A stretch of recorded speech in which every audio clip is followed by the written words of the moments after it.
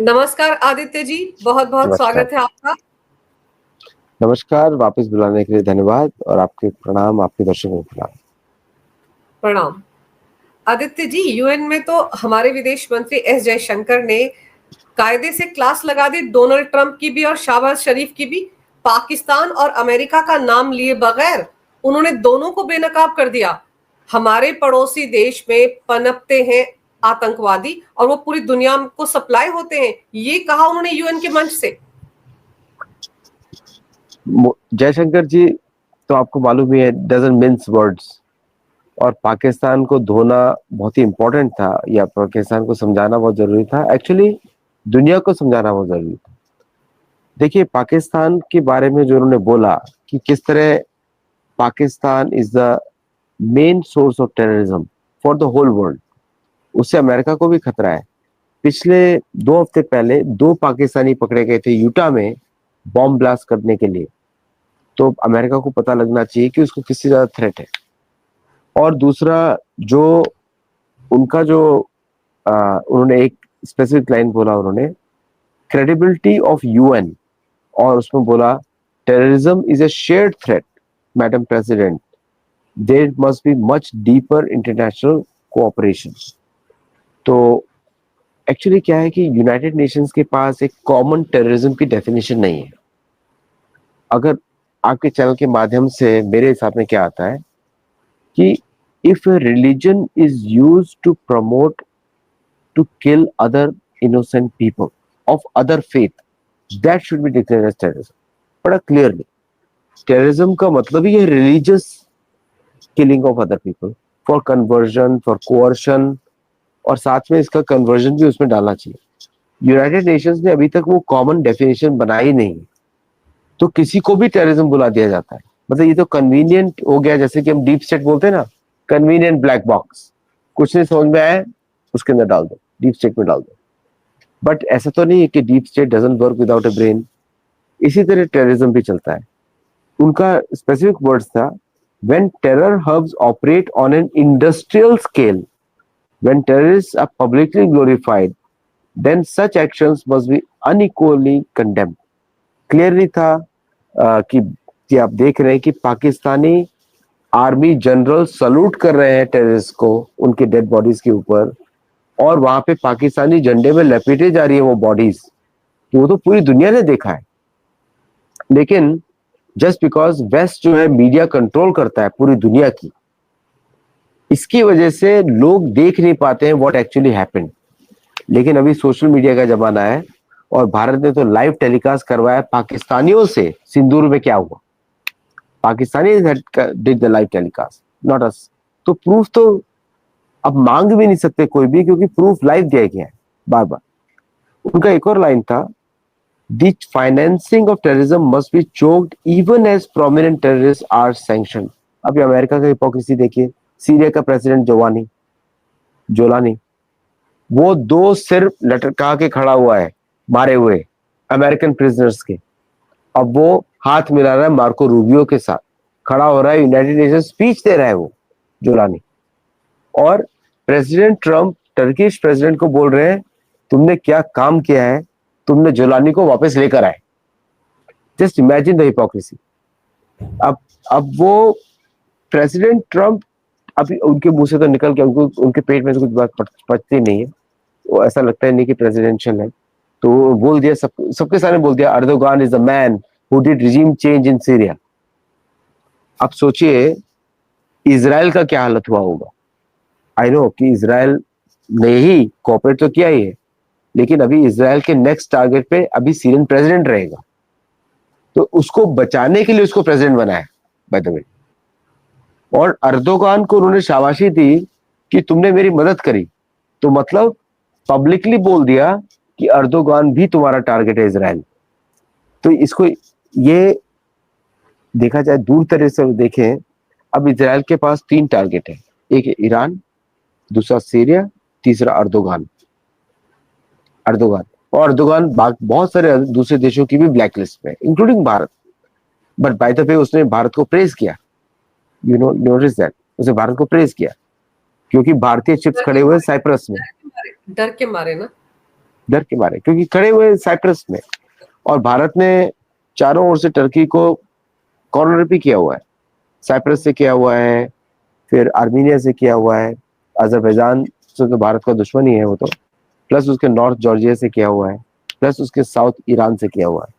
क्योंकि सबको मालूम है कि ईरान के थ्रू भारत ने आर्मीनिया को वेपन्स पहुंचाए हैं, तो ईरान भारत के फेवर में भी काम करता है कहीं कहीं पे, और चाबहार पोर्ट तो भारत के पास ही है। तो मेनी थिंग्स हैपेंड साइमल्टेनियसली। और दूसरा, हाँ बोलिए प्लीज। पर जो बातें यूएन के मंच पर शहबाज शरीफ ने कही, आप देखिए, मैन ऑफ पीस कौन? Donald Trump. उनको तो नोबेल पीस प्राइज मिल जाना चाहिए, इसकी सिफारिश हो रही है। और फिर ये भी ऐलान हो रहा है कि हमने तो भारत के साथ युद्ध जीत लिया है, अब हम शांति से रहना चाहते हैं। आप सोचिए कितना बड़ा झूठ वहां से बोला जा रहा है सर। किसी को हजम होंगी ये बातें? देखिए, यूनाइटेड नेशंस जो है ना, एक ऐसा प्लेटफॉर्म बन गया है जहां पर कुछ लोगों को जिनको बोलना नहीं चाहिए उनको भी बोलने का मौका दिया जाता है। अब यहाँ पे शहबाज शरीफ जो है, just because UN general assembly बोल रहे हैं, पाकिस्तान जैसे देशों को के ऊपर सैंक्शंस लगाने चाहिए यूनाइटेड नेशंस के थ्रू, बिकॉज ये लोग एंटी ह्यूमैनिटी काम करते हैं। हिंदुओं के साथ इन्होंने क्या किया पाकिस्तान के अंदर, ये विषय उठाने चाहिए। और मुझे सबसे जो बात स्ट्राइकिंग लगी, पहली बार किसी भी देश ने हिंदुओं को ब्लेम किया है टेररिज्म के लिए उसके मंच से, जबकि दुनिया का इतिहास है कि टेररिज्म की डेफिनेशन अप्लाई होती है इस्लामिज्म कि इस्लामिज्म जो प्रमोट करते हैं। और तो ये मुझे बहुत बड़ा शॉकिंग लगा कि ऑन द प्लेटफॉर्म कैसे प्लेटफॉर्म को मिसयूज किया गया। लेकिन उसमें अब जो सिंदूर की बातें हैं, ये तो मैं बड़ा छोटी बातें बोलता हूँ, बिकॉज भारतीय डेलीगेशन ने उसको बहुत बुरी तरह उसको काउंटर किया है, बहुत अच्छी तरह भी काउंटर किया है, बट पाकिस्तान को अच्छी तरह ट्रोल भी किया है वहां पे। अब जो हिंदुइज्म है, सनातन धर्म है, उसने दुनिया में शांति फैलाई है, योग, वेजिटेरियन, और तीसरा हैप्पी लाइफ, शांति, ये तो सनातन धर्म की देन है। अब इसको आप उसको डिफेंड नहीं कर सकते। तो उसको जो इसने ये स्टेटमेंट बोला, सबसे ज्यादा खतरा है वो इसलिए है क्योंकि इन्होंने हिंदुओं को अपना दुश्मन बनाया है। हिंदू दुश्मन नहीं थे, हिंदुओं को दुश्मन बनाया है बार बार अटैक करके। अब देखा जाए तो पाकिस्तान के भेजे हुए आतंकवादियों ने हिंदुओं को चुन चुन के मारा पहलगाम में, पहले पूछा फिर मारा। तो कौन सबसे बड़ा दुश्मन हुआ हिंदुओं का? वो हुए मुसलमान जो पाकिस्तान से भेजे गए थे। कौन हुए? कौन ऐसे करता है? तो इस तरह के ये लोग जो एग्जैक्टली यूनाइटेड नेशंस एक प्लेटफॉर्म बन गया है झूठ का बोलने का। और वहां पे जोलानी जैसा आदमी जो दो दो सिर लटका रहा है क्रिश्चियंस के, और दोनों को बता रहा है कि मैंने इनको मारा है, वो यूनाइटेड नेशंस को संबोधित भी कर रहा है। तो इसी पे जयशंकर जी बोलते हैं बड़ा clearly, erosion of UN credibility has been resistance to reform. अब बता दो कैसे कनेक्टेड है। जो भी इंपॉर्टेंट प्रोजेक्ट आता है, जैसे for example protecting Hindus in Bangladesh and Pakistan, America तो क्रिश्चियंस के लिए खुल के बात करता है, भारतीय गवर्नमेंट खुल के हिंदूज की बात नहीं करती। अमेरिका ने खुल के बोला वहां पे Christians are the most persecuted community, but actually इतिहास बताता है Hindus are the most persecuted community, not Christians. अब जो भी प्रोजेक्ट आएगा, जो भी प्रपोजल आएगा फॉर हिंदूज, उसको अमेरिका वीटो कर देगा। तो अमेरिका ने यूनाइटेड नेशंस को डिसफंक्शनल बनाया हुआ है, यही वो बोल रहे हैं जयशंकर जी। कुछ बड़े देश वो अपने साइनिसिज्म और purposefully working to reform agenda, लेकिन वो अपने रिफॉर्म होने नहीं देते कभी भी नहीं। तो और उन्होंने क्लियरली बोला कि reform council should be truly representative. तो अमेरिका पे तो डेफिनेटली टारगेट किया उन्होंने, क्योंकि America is the biggest hindrance है कि United Nations can work freely. पर अमेरिका खुद भूल गया अभी उनके देश में भी 2 पाकिस्तानी पकड़े गए थे जो बम धमाका करने के लिए आए थे, तो अमेरिका को नहीं पता कि ये जो टेररिज्म है या पाकिस्तान को जैसे वो सपोर्ट कर रहे हैं उनको ही ले डूबेगा। 9/11 देखिए कैसे भूल गए अमेरिकन या ट्रंप? एक्चुअली क्या है कि अमेरिकन की याददाश्त बहुत ही कम है। हर चीज एक्सपीडियंसी है, एक्सपीडियंट। एक्सपीडियंट मतलब आज के समय में क्या करना है पिछला भूल जाते हैं। जो देश अपना इतिहास भूलते हैं, पहले तो अमेरिका कोई इतिहास ही नहीं है, 200 साल पहले कोई इतिहास नहीं है, क्योंकि उस समय उन्होंने जम के नेटिव अमेरिकन को मारा है। तो they are hiding all the history, कहाँ से आए हैं, किधर आए हैं, किस लिए आए थे, लूटने के लिए आए थे, लूट ही रहे हैं अभी भी। लेकिन हम और आप ये एक्सपेक्ट कर रहे हैं बिकॉज हम लोग धार्मिक दृष्टि से सोच रहे हैं कि भाई ऐसा किया था, थोड़ा तो कंसाइंस होना चाहिए। लेकिन इधर कंसाइंस तो है ही नहीं बिल्कुल भी। ये तो अब्राहमिक सिविलाइजेशन है, ये सिर्फ आज की रोटी के लिए जिंदा है। उसको ये नहीं पता पिछले पहले क्या हुआ था, और उसको फ्यूचर का भी कोई इच्छा नहीं है। तो वन लाइफ सिंड्रोम की बीमारी है सबको। तो that's why they tend to forget such important incidents, इसे भूल जाते हैं बार बार। लेकिन आपको एक बात याद रखना पड़ेगा, अमेरिका अपने एजेंडे के लिए यूएन को यूज करता है। जैसे अगर उसको रिफॉर्म करना होगा through UN to wage a war in Iraq और वेनेजुएला और कहीं और, it they will use the UN. क्योंकि यूएन का पर्पस 1945 में लोग गलत तरीके से समझाते हैं कि पीस करना था, नहीं। यूएन का एक्चुअल पर्पस था to continue colonization through institutional framework, जहां पे सब लोगों को मेंबर बनाया जाए और फिर इन 5 लोगों के पास परमानेंट वीटो की पावर है, 5 लोगों के पास, and they will veto anything which is done other than agenda. जो उनको सूट करेगा वो उसके हिसाब से काम करवा रहे हैं ना यूएन से। लेकिन जो आपने कहा ना कि हिंदुत्व के मुद्दे पर जो बात कही है शहबाज शरीफ ने, आप याद कीजिए ना 2008 के आतंकवादी हमले के बाद भारत में क्या हुआ था। जो बात कांग्रेस करती है वो मुद्दे पाकिस्तान उठाता आया है। नहीं, एक्चुअली क्या है कि भारत का जो अपोजिशन है वो स्वयं ही पाकिस्तान से भी बड़ा एनिमी है भारत का। पाकिस्तान को तो हम लोग पीट सकते हैं मिलिट्री से, बट ये लोग तो पार्लियामेंट के अंदर बैठे हुए हैं और पार्लियामेंट के अंदर बैठ के ये सब काम करते हैं। तो एक तरीके से देखा जाए तो भारत की पार्लियामेंट भी डिसफंक्शनल है कि इस तरह के लोगों को क्यों नहीं निकालती। देखा जाए तो वो भी डिसफंक्शनल। हम हर समय ब्लेम नहीं कर सकते हैं जुडिशरी को। और हम देखिए क्या होता है, किसी भी अच्छी राजनीति का उद्देश्य होना चाहिए कि सामान्य प्रजा कुंठित ना हो, है ना। ये उद्देश्य होना चाहिए कि हम और आप क्यों टेंशन करें जब ने इनको वोट दिया हुआ। तो ये पार्लियामेंट्री, भारत में पार्लियामेंट्री रिफॉर्म्स भी होने चाहिए, जुडिशियल रिफॉर्म्स भी होने चाहिए, पार्लियामेंट्री रिफॉर्म्स भी होने चाहिए, जो भारत की उन्नति को रोकते हैं इस तरह के जो पॉलिटिशियंस हैं। पाकिस्तान, सबको मालूम है कि पाकिस्तान से मिलकर या अदृश्य राज्य के, अमेरिकी अदृश्य राज्य के साथ मिलकर ये लोग भारत के विरुद्ध षड्यंत्र करते हैं, बार बार लोगों को उकसाते हैं, दंगे कराने की कोशिश करते हैं। अभी और क्या प्रूफ चाहिए। सिर्फ प्रेस रिलीज करने से कुछ काम नहीं होता है। हमारे शास्त्रों में बोलते हैं कि राजा को कभी भी प्रजा को कुंठित नहीं करना चाहिए। और इस बात से सबको बड़ा अचंभा होता है कि ये आदमी ओपनली काम कर रहा है, ओपनली बोल रहे हैं, ओपनली बात कर रहे हैं। कहीं से कोई आके पॉलिटिशियन बोल देता है सनातन धर्म तो ये है, जैसे डीएमके के लीडर्स बोलते हैं। कांग्रेस के अंदर बैठे हुए नेता यहाँ तक बोलते हैं। और फिर तो यही बात है, अगर यूएन में जाकर पाकिस्तान का प्राइम मिनिस्टर बोल रहा है तो कौन सा क्या कर रहा है, वो तो यहीं के मुद्दे उठा रहा है ना। उसको तो ये बनी बनाए मुद्दे मिल रहे हैं। वो तो यही कहेगा कि मैंने थोड़ी कुछ कहा, तो भारत के नेता कहते हैं। और फिर अब आप ये देखो कि राहुल गांधी फिर से विदेश रवाना हो गए, ब्राजील और कंबोडिया जा रहे हैं। पहली बार शायद कांग्रेस ने अनाउंस किया कि वो यहां जा रहे हैं, हालांकि बोला 4 देशों की यात्रा पर जा रहे, 2 देशों के नाम बताए हैं। विपक्ष का नेता है, उसका बार बार विदेश में काम ही क्या है सर। अभी तो गया हुआ था मलेशिया।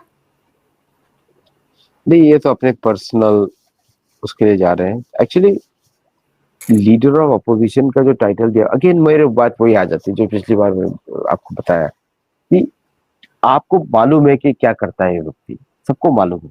अगर आपको मुझे हम लोग डिस्कस करें, इसको मतलब गवर्नमेंट को और भी ज्यादा इंफॉर्मेशन होगी कहाँ जा रहा है। तो इसको क्यों इतना पनपने दिया जाता है, फॉर व्हाट। क्या इलेक्शन के लिए पनपने दिया जाता है, किसके लिए पनपने दिया जाता है।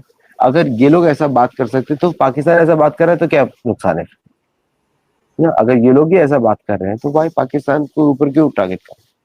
तो ऐसा लगता है कि पाकिस्तानी भारत के पार्लियामेंट में बैठे हुए, राहुल गांधी एंड कंपनी, ऐसे ही लगता है कि पाकिस्तानी बैठे हुए वहां पे। तो उसके भुट्टो ने तो बोला ही था, उनके लड़के ने, बिलावल ने, कि हमारे एजेंट्स आपके अंदर बैठे हुए हैं। तो दिखता ही है कि राहुल गांधी है। और कांग्रेस पार्टी तो शुरू से ही हिंदुओं के विरुद्ध काम करती है। उसका तो सिंबल जो पंजा है वही शिया का सिंबल है, शिया मुसलमानों का सिंबल है। तो वी ऑल नो कि क्या चल रहा है, लेकिन हम और आप डिस्कस कितना भी कर लें, लेकिन कुछ तो बदलने वाला नहीं है। कल कुछ और बोलेगा, हर हफ्ते न्यूज में रहता है वो। कभी कुछ बोलता है, कभी कुछ और बोलता है, एंड फिर इज बैक। अभी वापस आएगा, किसी और को बेइज्जत करेगा भारत में। तो भारत, इसको तो इसके ऊपर से सीआरपीएफ का सिक्योरिटी भी हटाना चाहिए, क्योंकि सीआरपीएफ का सिक्योरिटी ये कन्वीनियंटली बता के अभी कंप्लेन भी किया था सीआरपीएफ के कमांडोज ने कि कहाँ जाते हैं। तो remove all the security, remove his diplomatic passport, let him stand in the line, उसको सामान्य तरीके ट्रीट करो। लेकिन बड़ा सिक्योरिटी रिस्क है भारत के लिए। अगर मैं आपको बताता हूँ, कंपैरिजन करता हूँ, अगर कोई अमेरिकन पॉलिटिशियन ऐसी बातें करता होता, बाय बाय द वे, इतना सीरियस लेवल पे, सी इलान ओमर ये सब बातें करते हैं, लेकिन जब आप उनकी मीटिंग से बोलते हैं, they always talk pro American. ये आदमी बिहाइंड और फ्रंट दोनों तरफ से एंटी इंडिया बातें करता है, फिर भी इसको इतना टॉलरेट किया जाता है। आई एम जस्ट सरप्राइज, कैसे कैसे पॉसिबल है? सर अभी तो जिन जिन यूनिवर्सिटीज में जाएंगे, जिन जहां जहां भाषण देंगे, वहां पर भारत को ही तो कोसेंगे। अभी तो उनको वोट चोरी का एक बहुत बड़ा मुद्दा मिला हुआ है, उस मुद्दे को वहां जाकर भी उठाएंगे। भारत की जितनी भी संवैधानिक संस्थाएं हैं, उन पर विदेश में बैठकर सवाल उठाए जाएंगे, क्योंकि यहाँ पर कोई सुन नहीं रहा है। अब देखिए वहां जाकर यही तो गुल खिलाए जाएंगे, और क्या मकसद होगा इस यात्रा का। तो मैं फिर ब्राजील का बताऊं, ब्राजील, कोलंबिया, पेरू, पेरू से भारत रेयर अर्थ खरीद रहा है।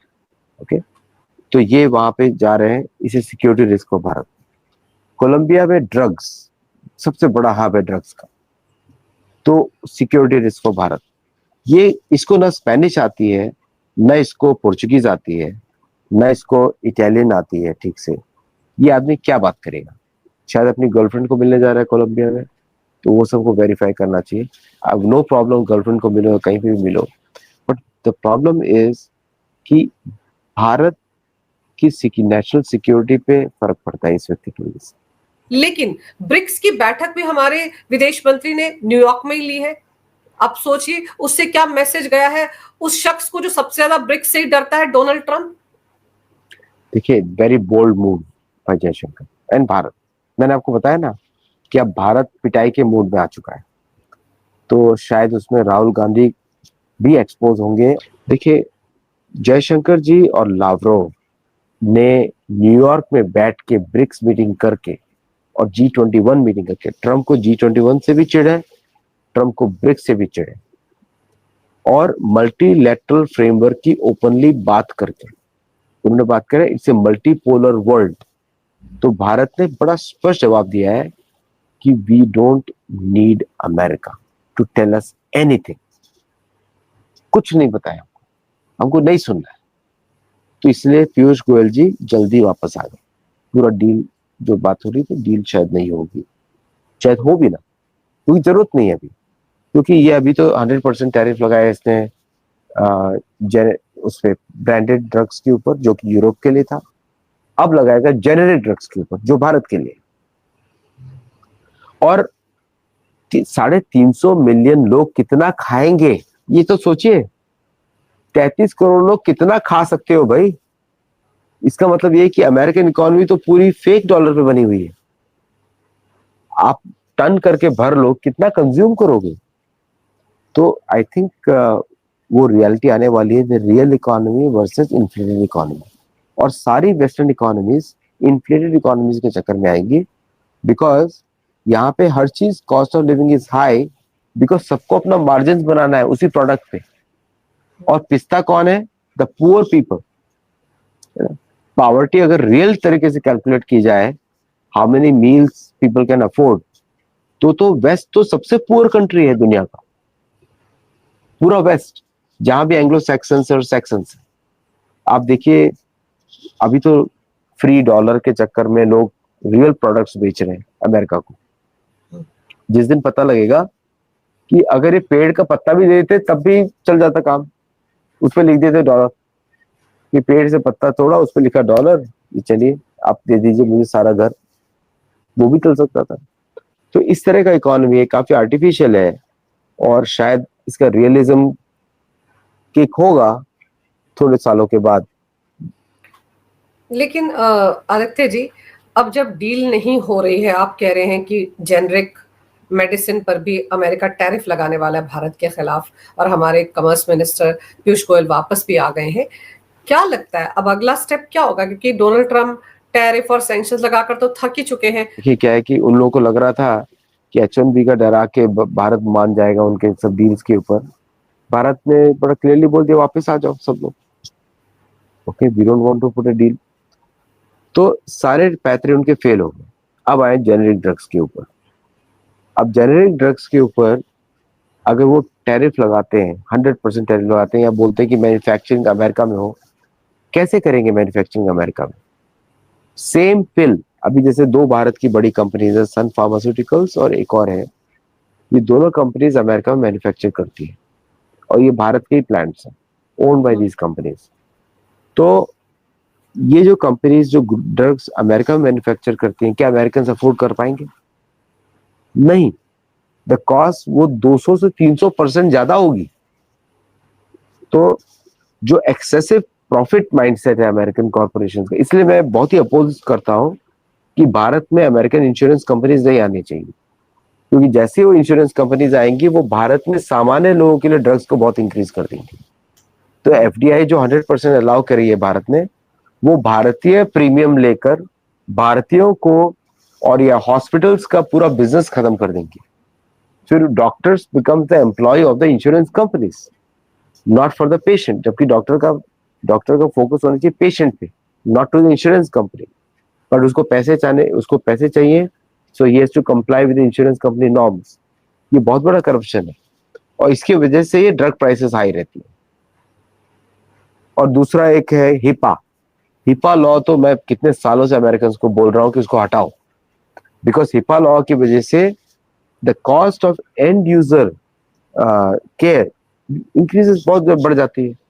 तो भारत में भी उस तरह के प्राइवेसी लॉज आ रहे हैं। अरे मुझे क्या फर्क पड़ता है, आप मेरा डेटा लेके आप जो आपको यूज करना है करो, बट मुझे क्योर कर दो, दैट्स माय इंटरेस्ट ओनली, है ना। लेकिन उस डेटा के नाम पे और प्राइवेसी के नाम पे इतना पैसा लोग वेस्ट करते हैं फॉर यूजलेस कंसल्टिंग और कंप्लायंस कि आपको बता नहीं सकता। किसी भी अगर $200 मिलियन का पर हॉस्पिटल खर्चा हो रहा है जस्ट फॉर कंप्लायंस, तो वो सिस्टम्स भारत में भी आ जाएंगे।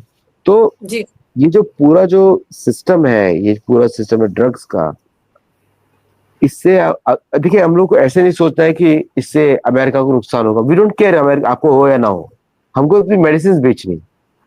तो भारत को किसी भी हालत में डाइवर्सिफाई करना ही पड़ेगा। They can not depend on American market. वही कर रही है गवर्नमेंट।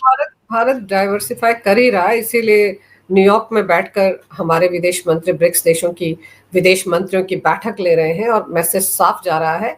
हम जानते हैं कि ब्राजील पे भी 50% टैरिफ लगाया है डोनाल्ड ट्रंप ने, भारत पे भी लगाया है, और यहाँ तक कह दिया साउथ अफ्रीकन कंट्रीज उन पे 30% लगाया है। जो जाएगा ब्रिक्स में उस पर 10% और लगाया जाएगा। तो टैरिफ का खेल अब देखते हैं कहां तक चलता है। लेकिन इतना जरूर है कि एस जयशंकर ने यूएन में खड़े होकर बहुत स्ट्रॉन्ग मैसेज दिया है डोनाल्ड ट्रंप को और पाकिस्तान को भी। पाकिस्तान डरा हुआ है, इसीलिए अब हिंदुत्व पर आ गया है, और जो कुछ इनके मुल्ला मुनीर ने कहा था पहलगाम आतंकवादी हमले से पहले, बिल्कुल वही जुबान अब ये बोल रहा है शहबाज। तो ऑपरेशन सिंदूर तो अभी जारी है, देखते हैं क्या होता है। आपने समय निकाला इस विषय पर, बहुत ही अहम जानकारी मेरे दर्शकों को दी। आपका बहुत बहुत धन्यवाद आदित्य जी। नमस्कार। भारत माता की जय हो। वंदे मातरम। जय श्री राम। जय श्री राम।